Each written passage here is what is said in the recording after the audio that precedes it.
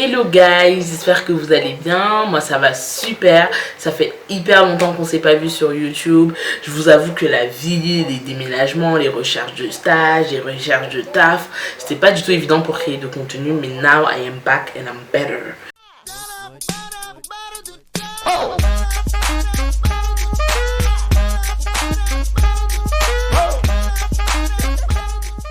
Donc aujourd'hui je vais vous faire une petite vidéo sur mon expérience aux États-Unis, ce qui m'a le plus marqué, parce que c'est vrai que j'en ai pas encore concrètement parlé en fait. Donc là je veux vraiment vous parler des États-Unis. Déjà, ce qu'il faut savoir, c'est que je suis allée aux États-Unis dans le cadre d'un échange universitaire, donc en 3e année. Les échanges consistent à quoi? Une personne de l'université qui est aux États-Unis vient en France, et une personne qui est dans l'école en France va aux États-Unis. Donc, beaucoup d'écoles ont des partenariats avec des universités dans le monde entier. Et moi, je savais que mon objectif, c'était les États-Unis, les États-Unis et les États-Unis. Donc, au final, j'ai eu ma destination et je me retrouve à aller à Ferris State University dans le Michigan pendant 1 an. Déjà, ce qu'il faut savoir, c'est que je suis camerounaise qui est allée faire ses études en France et qui va aller faire sa 3e année aux États-Unis. Donc, vous vous doutez bien que l'étranger est encore plus étranger parce que déjà, toi tu es camé, tu vois en France, la France c'est à l'étranger, tu vois encore aux États-Unis, donc au States, c'est encore plus l'étranger quoi. Donc, j'ai découvert vraiment un monde que je ne connaissais pas du tout et j'ai tellement de remarques par rapport aux États-Unis. C'est un pays tellement incroyable en fait. Tout d'abord, je vais vous dire comment s'est passé mon arrivée aux États-Unis. Déjà, j'ai fait toutes les formalités, les visas, enfin c'est un peu complexe. Donc si vous voulez des informations sur le visa, n'hésitez pas à m'écrire sur Instagram. Je suis beaucoup plus active sur Instagram et je vous donnerai tous les tips, etc. par rapport à vos demandes de visa. Donc déjà, ce qu'il faut savoir, c'est que moi j'ai fait Yaoundé, Douala, Paris, Détroit, Grand Rapids et Grand Rapids, Big Rapids. Parce qu'en fait, moi j'étais vraiment dans une petite ville. Donc déjà, la ville où il y avait l'aéroport, c'était même pas ma ville. Donc j'ai dû prendre un Uber de 30 minutes ou 1 heure pour arriver dans la ville. Donc imaginez un peu le décalage horaire. J'ai peut-être fait 22 heures de voyage au total. Parce que c'était le voyage le plus long de ma life. Donc je peux même pas vous mentir que le voyage là m'a épuisé. Et en plus, tu as le jet lag. Donc ça veut dire que tu arrives, tu es encore déconnecté par rapport à l'heure. Bref, donc déjà j'arrive. Ce qu'il faut savoir, c'est que l'école m'a vraiment bien encadré. Dès qu'on est arrivé, j'ai eu une réunion s'il vous plaît avec le shérif. Donc tous les étrangers, on a eu des réunions avec le shérif. Je me suis dit, attends, on est dans Walker Texas Rangers. Vous voyez le truc qui passe à la TF1 là, à l'ancienne. Et je me suis dit, mais attends, là on est vraiment au state quoi. Genre t'arrives, t'as le shérif qui vient, qui te fait ta première réunion. Et dès la première réunion en fait, on nous a expliqué qu'il ne faudrait pas aller dans les sororités. Donc tout ce qui est projet et tout, moi j'ai pas vécu du tout parce qu'on m'a vraiment déconseillé. On a dit que c'est là qu'il y a toute la drogue, c'est là que tout se passe vraiment bullshit. Donc j'ai vraiment voulu éviter ça. Ce qu'il faut savoir, c'est que moi j'étais dans une ville campus. Donc ça veut dire que Big Rapids, toute la ville, c'était le campus presque. Parce que dites-vous que le campus fait 380 hectares. Je vous laisse deviner. Je n'ai clairement pas visité tout le campus. Et ce qu'il faut savoir, c'est que quand on va dans un campus américain, on a différents choix de logements. Soit vous pouvez être dans des dorms, donc les dortoirs, où vous êtes 2 en général et vous partagez une douche avec une autre chambre où ils sont 2. Donc en fait, vous partagez une douche à 4. Moi, j'étais pas très chaude. Il y a également l'option d'être dans des suites. Donc, moi, j'étais à East Campus Suites. Donc, là, vous êtes dans un appartement où vous êtes à 4, chacune a sa chambre. Et il y a 2 douches. Donc, ça veut dire que 2 personnes partagent une même douche et 2 autres personnes partagent une douche. Et là, le salon est grand, petite cuisine américaine et tout coco. Donc, moi, je me suis dit, attends, je préfère quand même ça que d'être dans des dortoirs. Donc, déjà, c'est tout un écosystème qui est différent parce que tu fais toute ta vie en fait sur le campus. Vous pouvez le voir, je porte le Ferris State University t-shirt et là j'ai ma petite serviette Be a Bulldog. Donc ça c'était vraiment l'emblème de l'école et tout, tu connais. L'avantage vraiment c'est que l'école nous a aidés dans notre installation. Genre même la première semaine, on était tous des étudiants étrangers. Il y avait des Allemands. J'avais un pote basse. C'était vraiment mon pote allemand de ouf. On était tout le temps ensemble. J'étais que avec des Allemands à un moment. Et ils nous ont aidés dans le sens où ils nous ont aidés dans l'installation. Ils nous emmenaient à Walmart. Et ma première remarque par rapport aux États-Unis, c'est que tout est vraiment grandiose. Quand on dit que les choses sont grandioses aux États-Unis, ouais, vous attendez au building et tout, New York, mais pas seulement en fait, les routes sont énormes, Les voitures sont hyper grosses.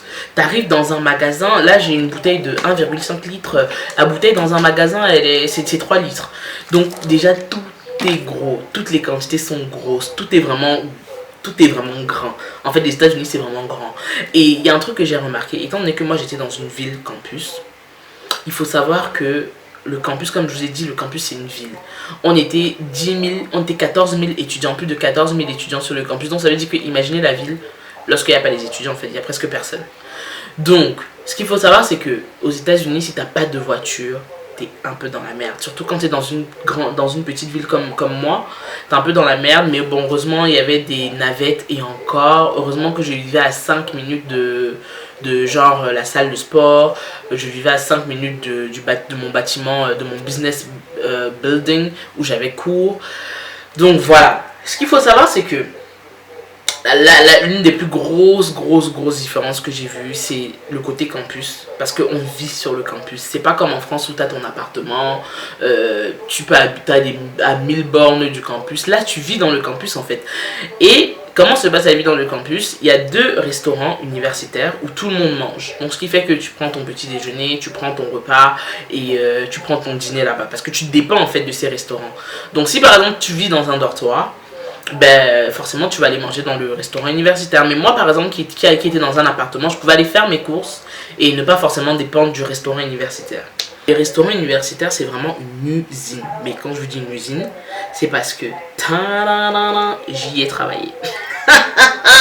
Comme vous pouvez le constater, j'ai toujours mon petit tag name avec Donna et mon petit chapeau hot là. Donc en fait moi j'ai travaillé au restaurant universitaire pendant, disons, si j'étais aux États-Unis pendant 8 mois, j'ai travaillé pendant au moins 7 ou 6 mois. Parce qu'il y a un truc que j'ai remarqué aux États-Unis, on socialise pas beaucoup en cours. Je vais vous parler des études aux États-Unis, comment c'est totalement différent. Mais en fait, quand moi j'ai travaillé au campus, l'avantage c'est que le cash flow était réel. Parce qu'aux États-Unis, on te paye toutes les 2 semaines. Et si je travaillais 20 heures, j'avais à peu près 230 $ toutes les 2 semaines. Ce qu'il faut savoir, c'est que la vie aux États-Unis est chère. Moi, je vais pas vous mentir, faut être honnête. J'ai eu la chance d'être dans une petite ville, donc j'avais pas beaucoup de dépenses. Mes dépenses étaient assez fixes. Enfin, en vrai, je dépensais même pas parce que, étant donné que je travaillais déjà dans le restaurant universitaire, je profitais de mes heures de travail pour manger gratuitement, tu connais. Donc, ce qui faisait que quand je travaillais, à chaque fois que je mangeais, et comme j'étais dans une petite ville, j'avais pas beaucoup de distractions, si je peux dire ça. On sortait, hein, bien évidemment, il y avait des soirées, il y avait des trucs entre potes. Mais j'avais pas les mêmes envies, par exemple, que quelqu'un qui est à New York où tu auras envie de sortir tout le temps. Mais les États-Unis, c'est archi cher. Les campus, les dorms, les suites, enfin, les charges fixes sont vraiment lourdes. Donc, moi, j'ai travaillé et le fait d'avoir travaillé, ça m'a énormément aidé. Donc si vous voulez aller dans un pays, enfin que ce soit aux États-Unis, que ce soit au Canada, travailler, ça m'a beaucoup aidé aux États-Unis, non seulement pour être indépendante financièrement, mais le fait de travailler dans une culture comme la culture américaine, ça t'inculque énormément de valeurs. Parce ce qu'il faut savoir aux États-Unis, c'est que travailler aux États-Unis est une norme. Peu importe si tu es étudiant au lycée, you need to work. Je sais pas comment expliquer cette vision des choses, mais everything that you have, you need to earn it, like for real. This is really how they think. This is really how they visualize their lives. En fait, moi, ce que j'ai vraiment appris aux États-Unis, c'est que seul le fruit du travail paye. Parce que là, je vais directement switch aux études, parce que la société américaine est dure, les amis. Moi, je vais pas vous mentir que la société américaine est très dure. Et il faut avoir le mental pour survivre. Parce que moi, quand je suis arrivé aux États-Unis, les premiers mois étaient très difficiles parce que le système n'était pas le même. Je sortais d'un stage à Dakar. Je venais dans un système qui est vraiment différent de ce que j'ai l'habitude de côtoyer. Même le fait de vivre sur le campus. Enfin, après, la vie sur le campus, ça passe. Parce que ça passe crème, en fait. Faut même pas se mentir. On s'habitue très vite au fait de vivre sur le campus. Parce que moi, ce qui m'a le plus surpris, étant donné que moi, je travaillais au restaurant universitaire, c'est qu'il y a des gens qui venaient en tongs et tout le matin. Tu sens que quelqu'un vient de se réveiller, il vient juste manger. Mais j'ai énormément appris par le fait de travailler aux États-Unis. Bon, là, je vais vous parler un peu plus des études. Il y a un gros contraste entre les études francophones et les études anglophones, dans le système en fait francophone et le système anglophone. Ce qu'il faut savoir, c'est qu'en France, par exemple, tu fais sciences éco-gestion, tu arrives en cours, ben, tu as déjà des cours qu'on te donne directement, tu n'as pas à poser de questions. Aux États-Unis, Et ce que j'ai aussi aimé, c'est que tu as droit à 10 cours au total dans l'année. Donc 5 cours par semestre. On te donne ton catalogue de cours et tu choisis les cours que tu as. Donc par exemple, moi je sais que j'avais choisi des cours de leadership et management, public relations, cultural managerial, enfin j'avais choisi moi-même mes cours. Et ce qui est encore plus intéressant, c'est que quand tu choisis tes cours, tu choisis les jours où tu as cours. Donc par exemple, si tu as un cours de relations publiques, on va te dire que ce cours est disposé par ce prof-ci, tel jour de telle heure à telle heure, tel jour de telle heure à telle heure. Et en fait, c'est toi-même qui fais ton emploi du temps.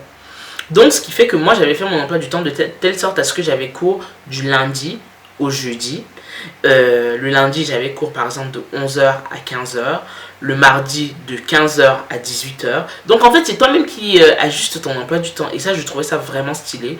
Et vraiment, au moins, tu avais une certaine autonomie vis-à-vis de ton emploi du temps. Donc, ce qui faisait que moi, tous mes week-ends aux États-Unis, j'avais des longs week-ends.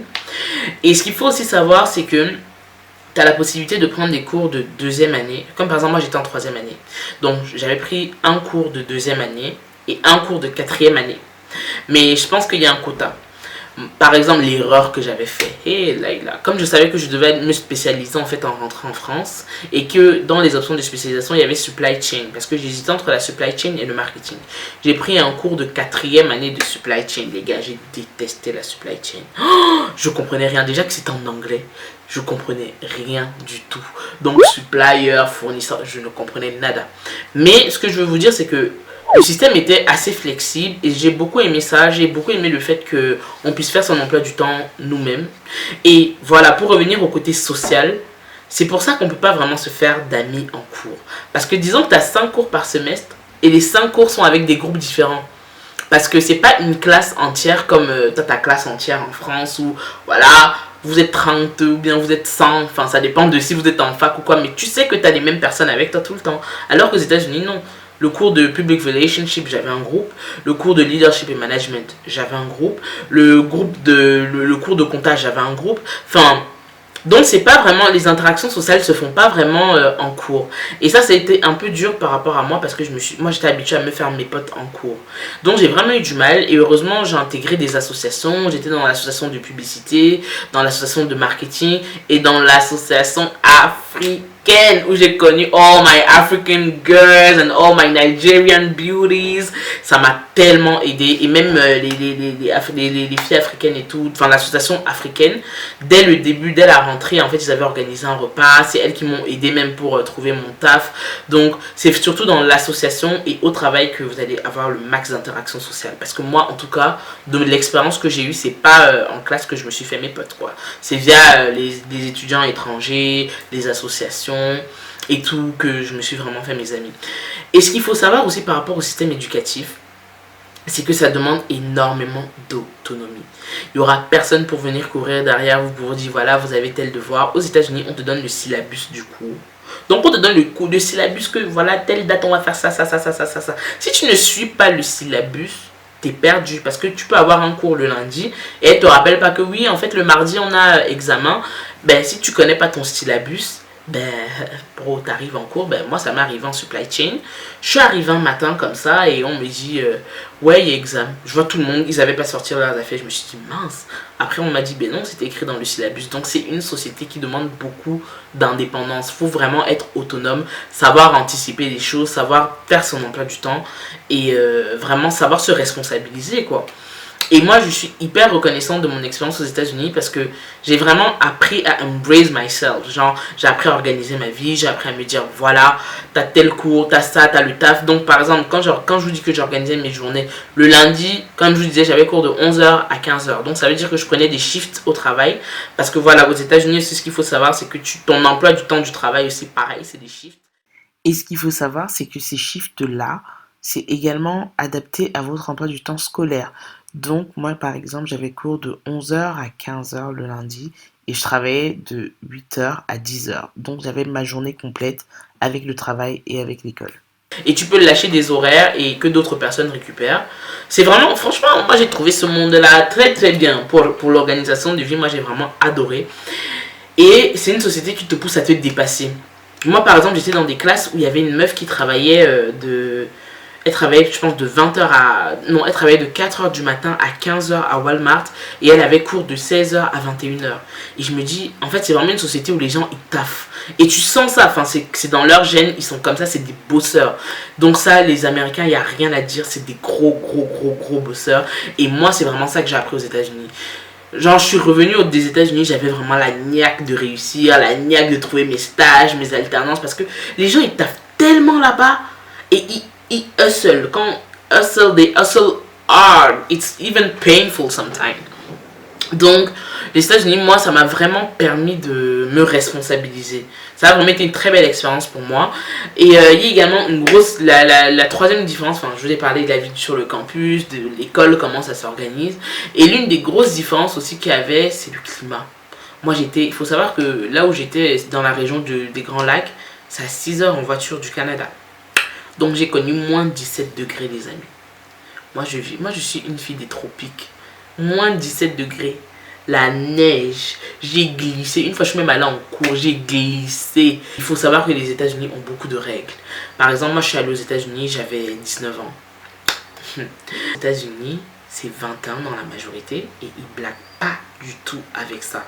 Donc quand vous êtes dans un pays, suivez les règles. Parce que même si vous êtes avec quelqu'un qui va acheter de l'alcool par exemple, et la personne va acheter de l'alcool, disons, pour elle-même. Donc vous aussi vous demandez votre ID si vous êtes avec elle au magasin.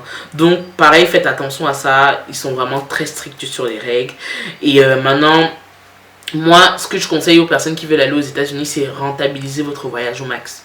Franchement, faites des trucs, travaillez, voyagez. Moi, je sais que j'ai au moins fait, aux États-Unis, j'ai au moins fait 8 villes. J'ai fait déjà Big Rapids, Grand Rapids, Detroit, Chicago, New York, Miami, Los Angeles. Et encore, j'aurais tellement voulu faire plus. J'ai même profité pour aller au Mexique. Moi, ce que je conseillerais aux gens, c'est vraiment... Vous dites que vous êtes aux États-Unis, même si c'est pour 3 mois, rentabilisez au max. Parce que même, en fait, moi, ce que je conseille à tout le monde, c'est de ne pas avoir de regrets si c'est que vous faites une destination comme les États-Unis. Moi, je suis allée aux États-Unis, j'ai beaucoup aimé. Maintenant, si on me demande si je souhaiterais y vivre, je ne pense pas. Parce que c'est une société aussi assez spéciale, assez... Moi, ce que j'ai remarqué en étant africaine, c'est qu'il y a un racisme envers les Africains, ce qui m'a surpris, des Noirs américains qui sont racistes envers des Africains. Enfin, pour moi, ça me paraissait même pas logique. Je pouvais même imaginer que ça pouvait exister. Mais oui, ça existe. Donc, sur le long terme, je ne me verrais pas habiter aux États-Unis, mais c'est definitely something that I like. Je recommande aux gens de le faire. Là, j'ai beaucoup appris de cette destination. Ça m'a vraiment permis de gagner en maturité, de gagner en indépendance. Parce que, comme je vous ai dit, même en cours, quand on te donne les devoirs, on ne va jamais te rappeler. Il y a beaucoup de travail personnel. Je me suis retrouvée à écrire des professional selling, des papers de 20 pages. Et c'est là où j'ai compris que vraiment le système anglophone, c'est pas le système francophone, quoi. C'est vraiment pas le même délire du tout. N'oubliez pas de vous abonner à ma chaîne et d'activer la petite cloche pour recevoir des notifications lorsque je vais faire d'autres vidéos. Et n'hésitez pas à me laisser vos avis, est-ce que vous avez trouvé sur la vidéo et autres. Donc voilà, j'espère en tout cas qu'on se reverra très bientôt pour une vidéo. Et si vous voulez d'autres vidéos sur mon expérience aux États-Unis, n'hésitez pas.